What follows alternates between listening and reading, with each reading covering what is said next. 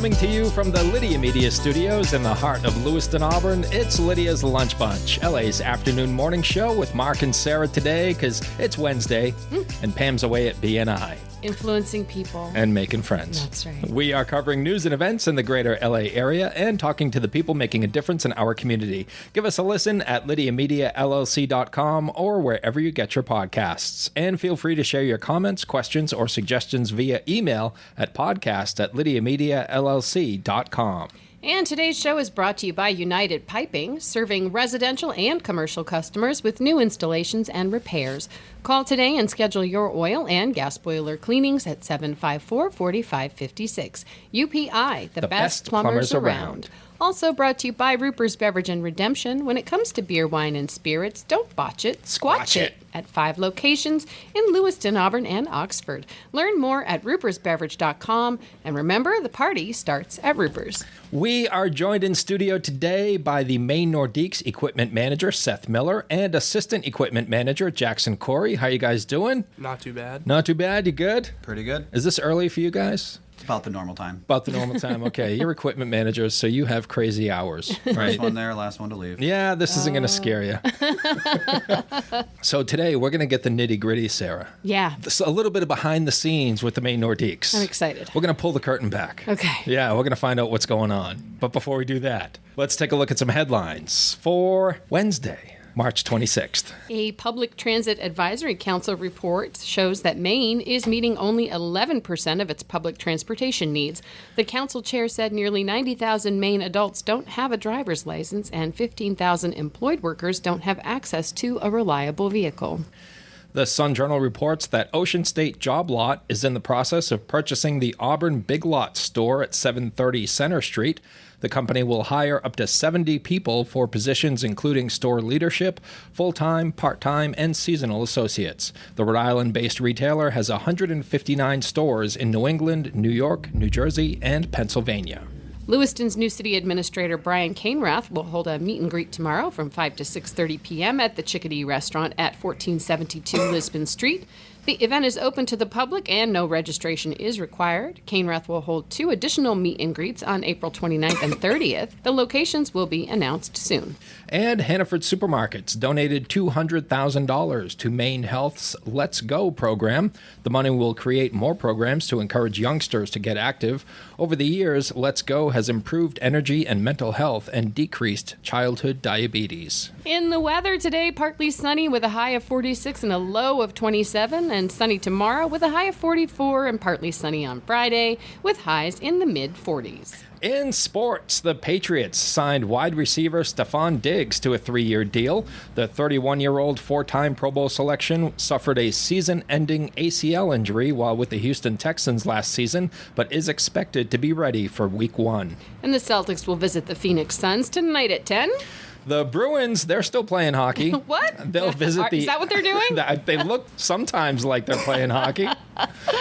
The Bruins visit the Anaheim Ducks tonight at 10. The Red Sox open their season on the road against the Texas Rangers tomorrow at 4 p.m. Garrett Crochet gets the opening day start for the Sox against former Boston pitcher Nathan Eovaldi. The Maine Nordiques host the Elmira Aviators tomorrow and Friday at the Colisee. The Nords will once again become the Lewiston Maniacs for Throwback Week. Tomorrow's game will feature the raising of the 2006-2007 Jean Rougeau banner for the best regular season record.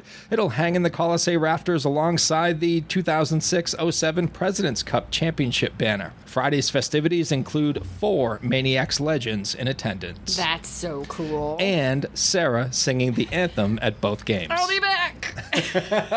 With a Maniacs jersey on. Yeah, Nick Withy said he could hook me up with There a you jersey go. for You know this. why? Because Nick Withy probably talked to these 2 gentlemen right here, and they said they had one for We you. have an extra she can borrow. That is a fact. That is a fact.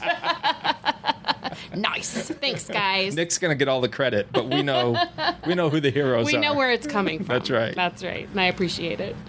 The University of Maine men's hockey team will play Penn State in the opening round of the NCAA tournament on Friday. That is your news, weather, and sports. And right now it is time for the podcast segment that is sweeping the Twin Cities. Some good ones today. It's all right, yeah. It's a bummer that Pam's not here. I know, she would actually love like it. It's time for famous people birthdays. They're famous.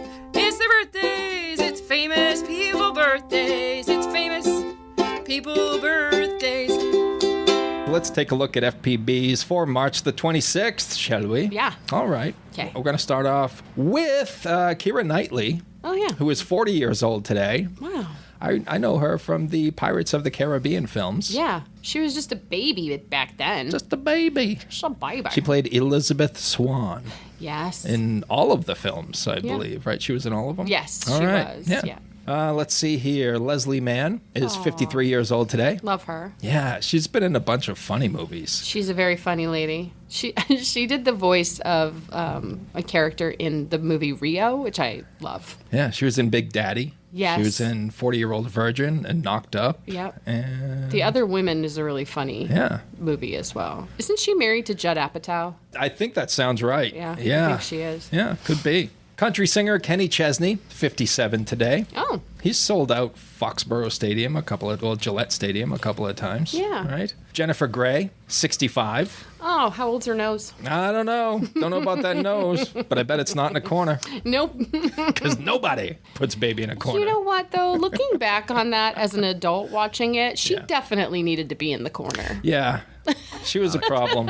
She was like 18 years old, dating I don't know, was he like 35 or 40 at the time? He was probably 40. Running around, breaking she needed to be in the corner. Yeah, That's agreed. just me speaking as a mom. Right. As a teenage girl watching that movie, I was like, hell yeah, nobody puts baby in the corner. Get me Patrick Swayze's phone number. She was also in Ferris Bueller's Day Off, That's which was a lot of fun. She was so mad. She was. Talk show host Lisa Gibbons is 68 years old today. She was on Entertainment Tonight forever. Yeah. For 16 years. From 84 to 2000. Let's see, Martin Short. Oh my goodness, Martin Classic. Short is 75 years old today. He is a treasure. Absolute treasure. He's so funny.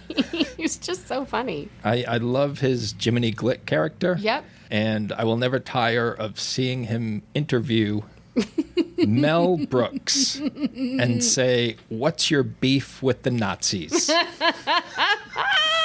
Jiminy Glick. So funny. Yeah. He's so But funny. Everything he touches is Yeah. funny. Yeah. Saturday Night Live, a lot of movies. Yep. SCTV, that's where he started. Yep. That Second City Improv from out of Canada even. Does voiceovers. He does it all. So good. He's great. Ed Grimley. Yep. I must say. I must say. Vicki Lawrence is 76 years old today. Oh, from Mama's Family. Yes. Yeah. Wait, she did that night the lights went out in Georgia song She sure too, right? did. Yeah. Yep. She was also on the Carol Burnett show from 67 to 78. Love it. Diana Ross is Ooh. 81 years old today. Another treasure. Yep. She was with the Supremes and then went on to a very successful solo career. Absolutely. And rounding out FPBs for March the 26th is Steven Tyler of Aerosmith. Who's that? 77 years old today. 77. One of the greatest frontmen in the history of time. He's something. He was inducted into the Rock and Roll Hall of Fame in 2013 with Aerosmith. And he and his songwriting partner, Joe Perry, received the ASCAP Founders Award and were inducted into the Songwriters Hall of Fame. There you go. What's your favorite Aerosmith song? No More, No More, off of Toys in the Attic. I'm going to go with Dream On. That's the classic one. Yeah, I'm getting head nods from this side of the yeah. table. Yeah. Yeah. It's the only one I know, actually. Is it? Yeah. He's Well, young. yeah. He's young. I would have thought he was a little bit older than that, though. Yeah, he seems older. He started dressing like your crazy aunt about 5 years ago and Just about to say that. He's Sort of slowly lost- turning into an old woman. sort of lost track of his age at that point. Yeah, he is. I like his style. He can do whatever he wants. Yeah. Steven yeah. Tyler. I really don't think he cares much. No, he's What- doing his thing. What He's anyone fine. thinks of him. I think rock stars and equipment managers were kind of like the same. You know, we got to fight Yeah. the women Yeah. off, all the money, Yep. the fame. It's tough. Yeah. No, so definitely wear that hat if you want. Right. Put on the eyeliner. It's fine. Do it up. Do it. Next time you see Seth on the bench, he's going to be wearing all kinds of scarves. It's cold down there. right. Needs a couple scarves. It's like the Elmira assistant head coach. He wears really weird fedora. Really? Yeah. All right. Wow. Dude's got some style. To each their own. Want to take a look at some on this days for March 26th? Yeah. 1 year ago, in 2024, we all remember this. The Francis Scott Key Bridge in Baltimore Oh, that's right. collapsed at 1:28 in the morning after it was struck by the container ship Dolly. 6 people were killed, and a replacement bridge is expected to cost around $1.8 billion. And if I remember right, it threw off the travel plans of the Nordiques because they had to go way out and around because they couldn't use the bridge to see Maryland. That is true. That is true. All right, we have confirmation. Confirmation. 25 years ago on this day in the year 2000, Phil Collins won his one and only Academy Award for Best Song, You'll Be in My Heart, from Disney's Tarzan. 43 years ago on this day in 1982, groundbreaking ceremonies took place in Washington, D.C. for the Vietnam Veterans Memorial, a pair of 200-foot black granite walls with the names of Americans killed or missing in the war. 46 years ago on this day in 1979, Magic Johnson and Michigan State defeated Larry Bird and Indiana State 75-64 in one of the greatest NCAA finals of all time. And thus their rivalry began. It began and it remains the best basketball's ever seen. Yeah. I think. It's There was pretty good. nothing like Magic and Larry Yeah. back in the day. Good stuff. Yeah. I saw some fist pumping over there, Seth, because Yeah. you're from Michigan, Yes, right? yes. Yeah. So you had no issues with that outcome. Not at all. Those are your FPBs and OTDs for March the 26th. Whether you want a sit-down meal or a grab-and-go, Pat's Pizza in Auburn offers delicious sandwiches, pasta, salads, and pizza at family-friendly prices. Pat's Pizza, serving the L.A. area since 1985. Open daily from 11 a.m. to 9 p.m. at 85 Center Street in Auburn. Online at patsauburn.com. And now we shift focus fully to our guests in studio, Maine Nordiques Equipment Manager Seth Miller and Assistant Equipment Manager Jackson Corey. We'll start with you, Seth. How did you get into this line of work? Numerous head injuries. I've been in hockey my whole life. I've been playing since I was 6, and as my playing days were coming to an end, I was like, I still want to be around the game, find a way to do it.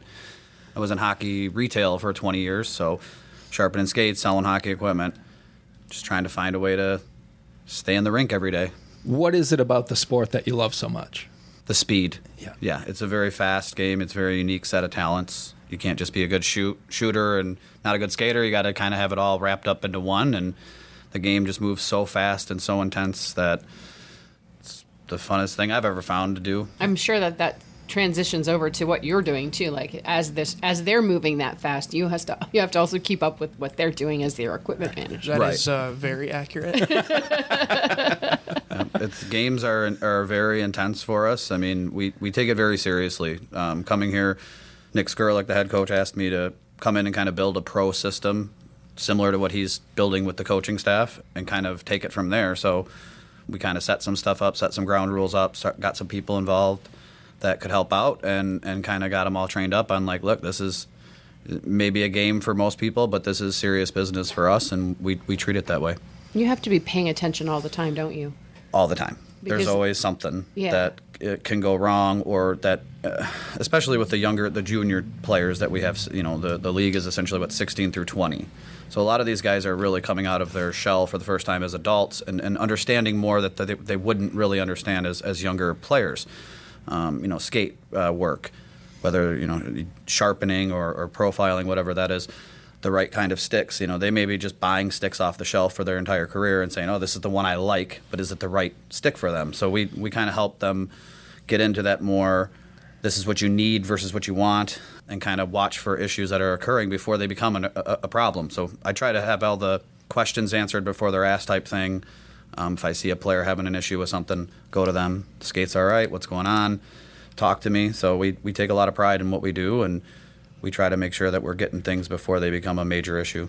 I remember talking with Gibby once about how he didn't realize the edge of his blade like you can adjust the depths, right? And then he was saying he had adjusted the depth of the blade. The equipment manager had adjusted the depth of the blade, and it made such a huge difference in how he could skate and move. And he didn't realize that, and he was 20, 21 at the time. He'd been playing hockey for that many years practically. Right. So it was like a big revelation for him. You can really impact their game. In addition to obviously knowing the equipment, knowing the sticks, all that stuff, my bread and butter is skate sharpening. I've been doing it for a long time now. I've been trained by some really talented people, and understanding that most of these players, again, coming from youth hockey, they would go into the pro shop, get their skates done. They just get done whatever the guy has it set at. Well, now we're kind of trying to work with them to build the correct hollow, the depth, the hollow for them, as well as the correct profile, the shape of the blade. Most blades coming out of the box are not perfect, which is a misconception out there. Oh, I got a brand new pair of skates. My blades are perfect. That's unfortunate that they're not, because you get toe picking or just different. You're not standing on the full blade itself. So we kind of work with them to find that happy medium. I mean, I will just, in the market itself right now, most people are in way too deep of a hollow. So their drag is the misconception, or the weight on what's going on. If I did my job perfectly, they would essentially hover over the ice, no drag at all, and just kind of glide. But we can't get to that point. But so we got to kind of work with them based on weight and skating style, as well as position, to get into that happy medium of the most amount of glide with the least amount of drag. It's a science. It is a science. Yeah. I love this stuff. Yeah. I was telling Seth before he got here that I love like the YouTube documentaries they have of the equipment managers for, it doesn't even have to be the Bruins, like any NHL team, just to see what these guys go through. Typical day for you guys, 14 hours. That's not a stretch, right? No, not at all. It's about the norm, if not more. You work really hard. You mentioned it earlier, first one there, last one to leave. But yeah, if you're into getting out early and enjoying the sunshine and your friends, again, wrong position for you. Yeah. Jackson, how did you get into this business? I've played sports all my life. It's been one of my passions. Basketball, baseball, you name it. Soccer, anything really. I've always wanted to follow sports all through my life. Hockey really spoke to me as far as the speed. Very entertaining game. Just stuff like that. And I talked to one of the Maine Nordiques equipment managers, Malcolm Wilmot. He's probably December of last season, and then he got called up to the University of New Hampshire Wildcats. Yeah. So then I got stuck with Seth. And that's why they call you SJ. Seth Jr., Seth yes. Jr. Yeah. You got stuck with Seth. What have you learned from Seth? He's been teaching me how to sharpen skates. It's an art. Lots of, you have to be very consistent. Any kind of differences, you'll see it on the ice. Yeah. Obviously, players during the game, and players have a bad first period. I want new blades. So you're kind of helping them turn their game around, essentially. I saw you walk out with a new blade at Friday's game, and I was like, that's interesting. I've never noticed that before. I don't usually sit behind the bench. How fast can you replace a blade on a skate? Well, the newer skates have the quick release button, so Okay. we usually carry multiple sets per player. To change to a set that's already sharpened, it's seconds. Nice. And then if we actually have to sharpen them, I can usually get a set done in less than 3 minutes. Wow. By the way, how psyched were you guys to know that the last 5 games were at home? Very. Very. That's what I thought. It was a heavy travel season in the beginning, and, Yeah. it can get daunting at times. Yeah. So we kind of knew coming into this time that this was going to be our time to not really sit back and relax, but just kind of take a breath and get ready for the playoffs. Right. You don't have to load and board a bus for a little while, right? It's fun in the beginning, but it gets old pretty quick. Yeah. Have you ever forgotten an important piece of equipment? Oh, Yes. I forget things all the time. It's a matter of the game. You're gonna forget things. We try to have a list of things that we know we need and things like that. But I think I talked to Jackson when he first came on. It's basically, you need 2 or 3 of everything in the world, and you're not going to have it all. You're just going to try to be there as much as possible with it, if we can. And then, especially with their health routines and their workout routines, they need different things all the time. So we try to stay very receptive to what the players are asking for. If we can get it, we will get it. If we can't, we'll find a way to get it. That's just what our job is. Let's pull the curtain back. Let's say we just had a weekend of games at the Colisée. It's Saturday night. The Nords just won. They are skating off the ice. Fans are leaving. What are you guys doing? We are breaking the bench down, making sure to get all our stuff off the bench back into the room, as well as getting the room kind of contained. Usually after a game, it's pretty raucous. There's a lot of, especially if we win, there's people in and out and stuff like that, whether that's, colleges wanting to talk to some of the players, coaches coming in to talk to the coaches, parents, whatnot. So we kind of let everyone do their thing, and then after that, we just kind of come through and clean it all up and just get it ready for Monday morning. Do you do a lot of laundry? I am a laundry expert. Ladies? We're very lucky. We have I think he's married. Oh, dang. We have commercial washer and dryer, and that was part of the reason for me wanting to come here. But yeah, laundry is something I do every day, all day. It never ends. Yeah, first day he said all my future girlfriends and wives will love me because of my Appreciate skills. that. Yeah, laundry skills are important. Definitely. Yeah. I don't even remember how to use my washing machine. Someone else has been doing it for so long. Doing it. Gotcha. It's a health concern too, just because there's so many players that's there, and all the, bacteria and whatnot that comes out when you sweat and stuff like All that. that So sweat, it's a matter of just getting in there as quick as possible and not spreading any germs we don't want to spread. Right. It must be gallons of sweat. Yeah. Gallons. It's a unique Somewhere smell. in that ballpark. Do you It's a ever unique smell. do you ever get used to the smell? Definitely. You do. Yeah. I have not yet At this gotten point, used to it. and I've been around it my whole life. So Yeah, that's true. I've never smelled anything so bad as a teenage boy's hockey bag. Yeah. There's nothing. it's Nothing, a unique really. sport. Okay. Very few sports where you get all this equipment and then when you're done, you put it in a bag and take it wherever you're going to go. Yeah. Most sports have lockers or whatnot where you can kind of hang it up. So yeah, it really kind of is unique to the game. When you get home, it goes everywhere. Yeah, it permeates It into goes things. all over your basement, all Yeah. over your living room. And Seth, this is not your first stint as an equipment manager, correct? This will be my third team that I worked for.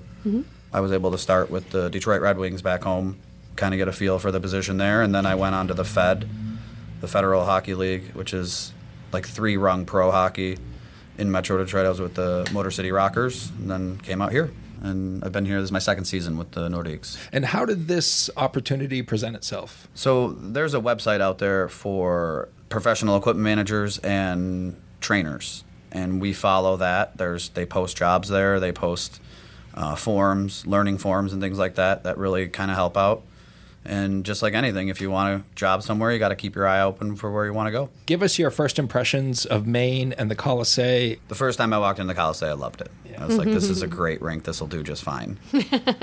And the city's great. They really embrace the hockey team and show up. I mean, we usually have a pretty loud crowd. We find a way to get people in the door. We're an exciting team, and it's fun. It's part of the job. You want to have a good fan base and a good group of people around the team, and I feel like this is very workable here, and people are doing the right things, and we've got a good coaching staff, we've got good players, we have good fans, we have a great rink. Can't ask for much more. Had a lot of fans in there this weekend. It's loud.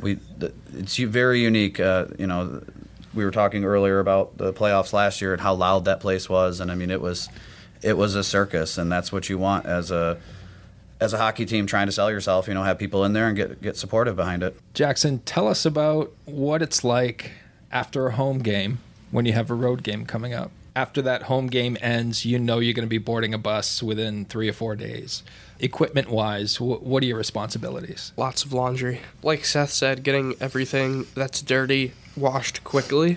Yeah, being prepared, like he said, you need 2 or 3 things of everything. I'm sure when I'm not around, he's already packing on Monday for a Thursday departure. Especially for those longer trips, we depart Thursday for Friday, Saturday games, so I'm sure he starts packing early. Really, you need to have everything down to snacks, skate repair tools, all of your jerseys, all of your socks, all of your helmets. You need extra gear for new players. Obviously, want to make sure all the helmets and stuff are taken care of. Skate sharpening machine, Oh, that's portable? Oh yeah. Oh, we yeah. Bring, Yeah. We bring a skate sharpener with us everywhere we go. You don't rely on the rink that you're No. headed to because No. it's to chance, huh? Yeah. My guys wouldn't let it happen at this point. I mean, again, I take a lot of pride in what I do with the skate sharpener, and usually, I mean, I have players that are no longer with the team that will send me blades. They're with other teams at this Yeah. point that send them back to me to have me do them, and that's something I want. You know, I mean, I take a lot of pride in what I do, and I want to be the best at it. A lot of players are like that with their blades. I know my significant other is a official, and he won't let anybody but one person sharpen his blades for him. Wow. Yeah, he'll drive all the way. He'll drive 45 minutes just to have this one person do it. Yeah. Yeah, it's what you want as a skate sharpener. Is once I do it, you won't let anyone else touch them, and that's what you want. I mean, if you don't want to be the best, then why do it? So is it just the two of you? Just us. Just you guys? We have Kurt, who's our trainer Yeah. as well. Okay. He's on the medical side. Yeah. Okay, So as, gotcha. as part of the equipment staff, it's our responsibility to make sure the medical equipment gets where it needs to go too. So on the road, we have the home team trainer, which essentially is part of the rules in the league. You know, you have to have a trainer available for both teams, but at Yeah. the same time, my guys aren't going to talk to someone they don't know. So I essentially become pseudo trainer as well. You know, obviously we have them to support us if there's any, you know, serious injuries and things like that. But a lot of times it's more or less like, hey, what's going on? Are you down because you're really hurt, or are you down because you're trying to draw one? You know, so talking to them, knowing them, they're going to talk to me before they'll talk to, you know, pretty much a stranger. So we do that too. We make sure we have all our medical supplies with us. It's kind of, again, one of everything, two of everything type thing. But we try to keep everything we have with us and ready to go. Are the coaches on their own? Do you have to pack anything for the coaches, or are the Snacks. players your main focus? Yes. No, we do. We have the coaches. They like to have coaches boards there. They like to have the rosters taped up to the bench and who we're playing against and things like that. They have their own little nuances. Part of the charm that Nick Skurlick and I have to give him gum before we start every period. It's just kind of our ritual. Nice. But, you know, it's kind of what makes it fun. And then at the same time, we've got to stay out of everyone's way. If we're in the way, it's not worth having us on the bench. So we got to find a way to be there but not be there at the same time. Right. Invisible workers. It's one of the most important yet thankless jobs Yeah. I think you could have in sports. I feel Very like much so. they must appreciate you, though. That team must appreciate They you. do, and that's why you do something like this. You know, is your players, and mentioned earlier, we have three groups of people we have to impress: ownership, coaches, staff, and then players. Right? But in the grand scheme of things, as long as the players love you, you'll be just fine. You just need their approval, and you're good to go. So when the Nords get a new player, that player wants a certain number, he's got a name that you haven't used yet. Are you guys responsible for sewing the nameplates on the jerseys? We do do all that. Part of that pro style was just doing everything in house. Yeah. Unfortunately, you know, it costs money to do everything nowadays. So we're always trying to budget correctly and things like that. So the more we can do in house, the more money we're going to save as a team, and you know that'll give us options other areas as well. So yeah, we do. We assign numbers. We'll build and sew on the nameplates right in house. Then we give them equipment in the NAHL. They get gloves, helmets, pants. So we'll assign them pants, get them a helmet set up, number and sticker the helmet, and then get them gloves, and then get their stick patterns, make sure we know what their skate hollow preferences are, kind of work with them on that. And then, again, it's kind of relationship building after that. Yeah. We want to get to know everyone. We can't get to know them, in 30 seconds before the game, but we try to build a relationship with each player so they know we're behind them 110%. Who's the lowest maintenance member of the Nordiques? Honestly, I'd probably have to say Callum Murphy. Yeah. He doesn't require much. I mean, he just goes out there and players, plays. It scores goals. Right. He Yeah. scores all the goals. Yeah. That's his thing. Hey guys, whatever you're doing seems to be working, Yeah, so keep keep it doing up. it, Yeah, right? yeah. We try to make sure we're doing it right. We stay up to date on a lot of the newer tendencies, making sure that we're trying different things. We want to be the best, and it's a position just like goaltending or defense or forwards, coaches, staff, the equipment staff's a position too. And when I got here, it was a little scrambled. They didn't really have anything kind of set as kind of a standard, and working for Paul in Detroit, he's one of the best. I mean, the guy's got Stanley Cup rings. He's been there for 20 years, so he's doing something right. He runs a tight ship. If you're not doing anything on the bench, get off of it. So Right. we really want it to be something where people look at it and they go, wow, their staff's doing what's right. And I think we've kind of come at that. I mean, you see our pregame when they go off and warm-ups, the helmets are lined up on the bench. We just do little things like that to try to make it more of a pro-style setup where, these guys don't really have to ask. They just get it. Are you happy here, Seth? Do you hope to stay with the Nords for a little while? I really like it here. Yeah, it's unique in the setting for the hockey, but as well as, the city. I was very impressed when I first got here, just how similar yet different it was than Southeast Michigan. But yeah, I really enjoy what they're doing here, what they're building here. And again, I mentioned it earlier, if we were a 500 team, wouldn't be as easy. And that's the other thing. We're a good team, and we win. And that's why I'm here. I mean, last year after Maryland, that was a tough ride home. And over the summer I said, I have unfinished business here. I want to win a championship here, and that's what I've done in my playing career was win all the time. So same thing as an equipment staff. If we're going to do it, we might as well win. Jackson, where do you hope this experience takes you? The National Hockey League. To a good, long, successful career. Hopefully long time managing a team. Obviously hope the NHL, but that's really long ways out. Right now, I'm just really happy with the Nordiques. And do you want to stay in the equipment arena, or do you want to move on to other things in sports? I would like to stay in the equipment, especially in hockey. I mean, doors might open in other sports, but hockey's number one for me. Outside of football, I can't think any other sport would be as demanding as hockey. Yeah. And I would think baseball? hockey Maybe would be more baseball. demanding than football. It is. Yeah. Maybe baseball. Baseball, I mean, you have equipment, but it's not, a lot of it's not as bulky. You're not wearing pads. That's true. That's true. You just got bats and gloves and balls, and these guys are responsible for all of the equipment, the padding, just everything. It's so much. Yeah. There's so much. We do equipment repairs. We do equipment additions. So if we've got a player that has a knee injury, we'll add padding to his shin guards or his pants or wherever he needs it. Same thing, if we've got straps that are coming off or, it's a unique position in terms of you got to kind of know a lot of different things very well. There's the sewing and then there's the repair, but there's also like, what do you do in a quick situation to make it work? I'd love to sew these back up, but we got 5 minutes before we go back in the ice. What are we going to do? Right. So just finding a solution and making sure it works is what it's all about. And you have to be a unique kind of individual to do it because it's. I mentioned it earlier. If you're in it for pats on the backs and that a boy, wrong business. It's not going to happen. But you know when you're doing your job and when you're doing it well. Seth, what is the biggest advancement in technology that you've seen in your career when it comes to hockey equipment? I mean, there's been a lot, but I mean, obviously, I think it's the sticks. The sticks have gotten just astronomically, not only expensive, but the technology behind them, and now. Everyone has a 60, 70 mile an hour slap shot. They might not be able to control it, but they have it. And really just dialing that in to making sure they're using the right sticks, the kick points and the flex points and the flex itself and then the curve patterns. The sticks have gotten out, $400 sticks now. So it's outrageous, but, there's a reason we pay that for it because it works and it does what it does. The equipment is kind of stayed very similar with the exception of the helmets have gotten a lot better. And that's one thing I do take a lot of pride in is we have not missed any games in the last 2 years to a concussion. And that's because we don't sacrifice helmet quality. We get the top of the line and we can work with everything else after that because, players are equipment too. And if they're not in a game, then that's kind of on me if they're injured.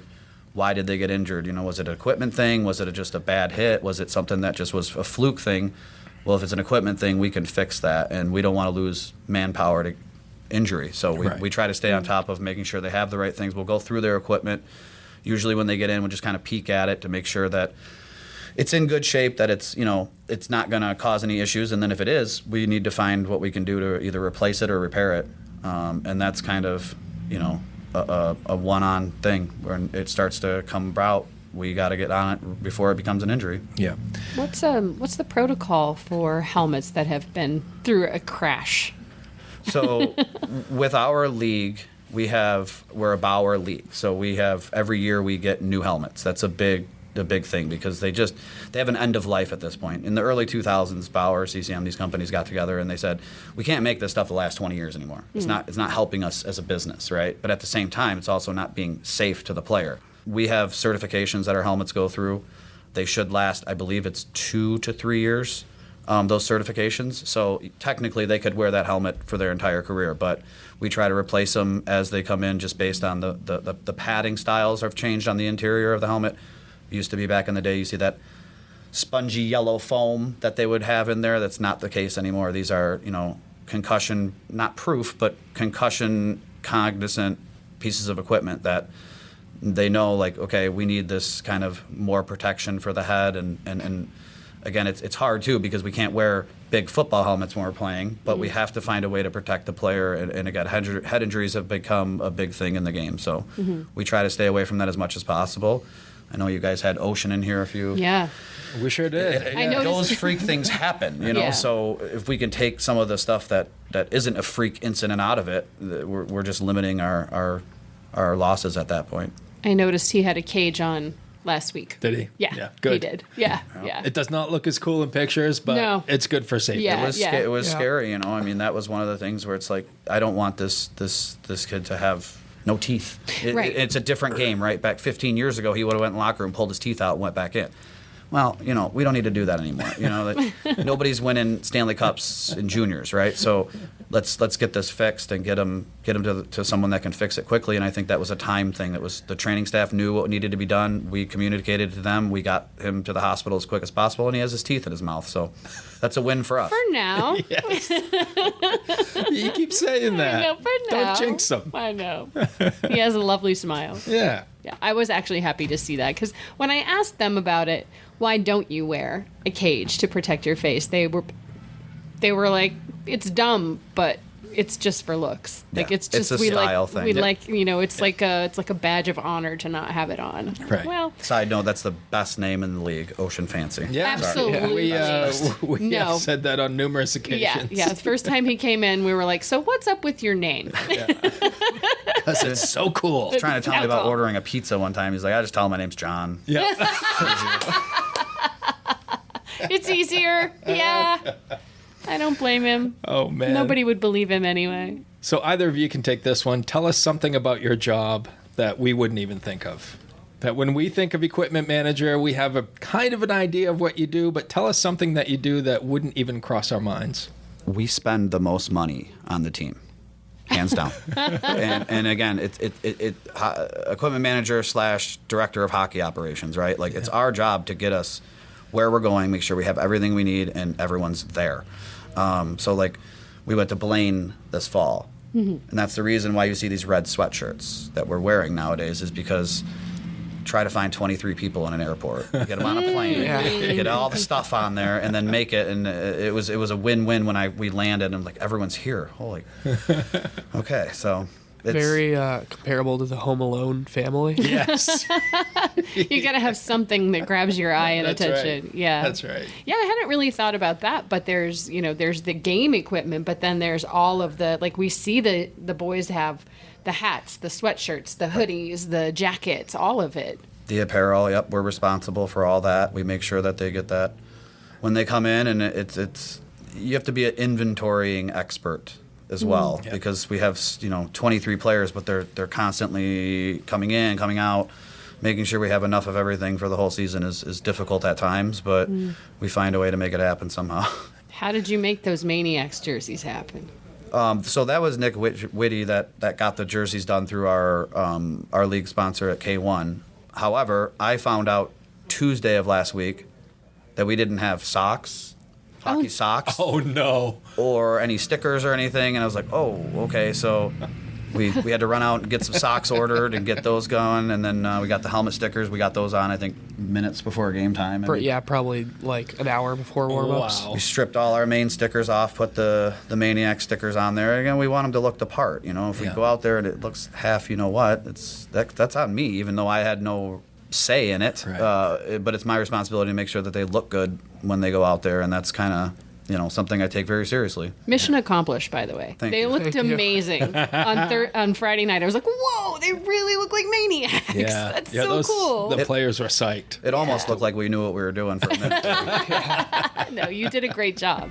Locally owned and locally focused, Lydia Media celebrates the heart of the greater Lewiston-Auburn area through 2 magazines, Uncle Andy's Digest and LA Metro Magazine, and the new Lydia's Lunch Bunch podcast. Each production shines a positive light on local businesses, nonprofits, events, and individuals making a difference in our community. Keep your advertising dollars local and position your business in front of your target audience with Lydia Media. Learn more at lydiamediallc.com.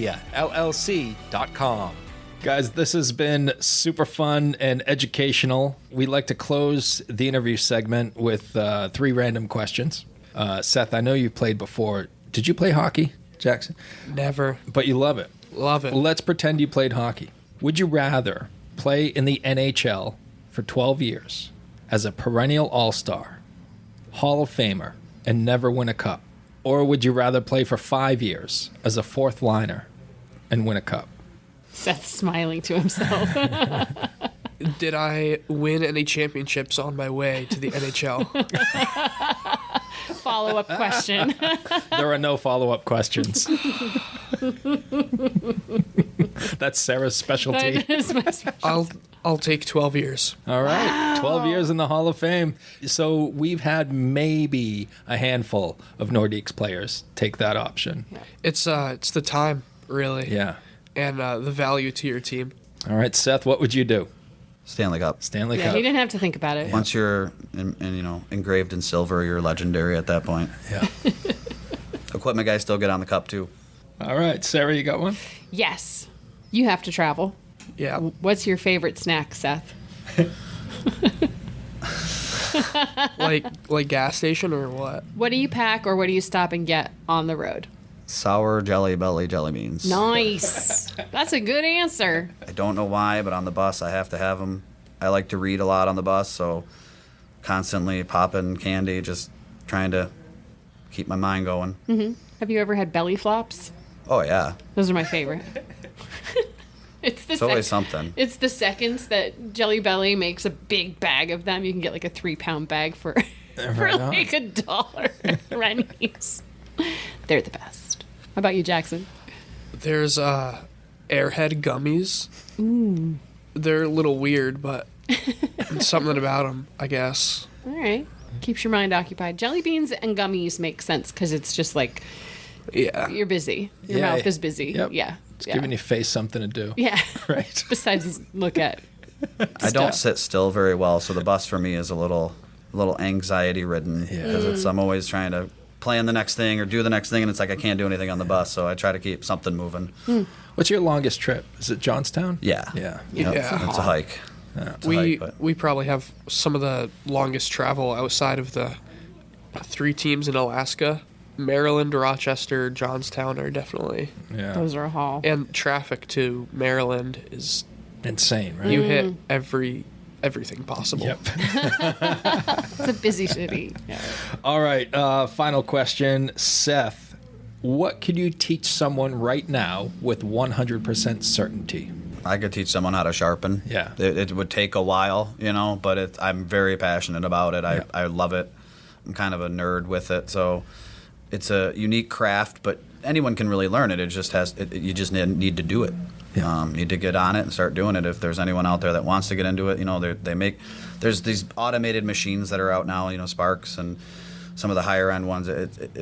People are kind of turning away from working with their hands, and that's kind of, we're blue collar in Michigan, with the auto unions and stuff like that. I was raised UAW brat, so working with your hands is kind of quintessential around there, and that's just, I think we're getting away from that as a society, and Right. it's something that's a shame because there's not very many really good sharpeners out there anymore who they just don't want to take the time to learn. All right. Jackson, what are you thinking?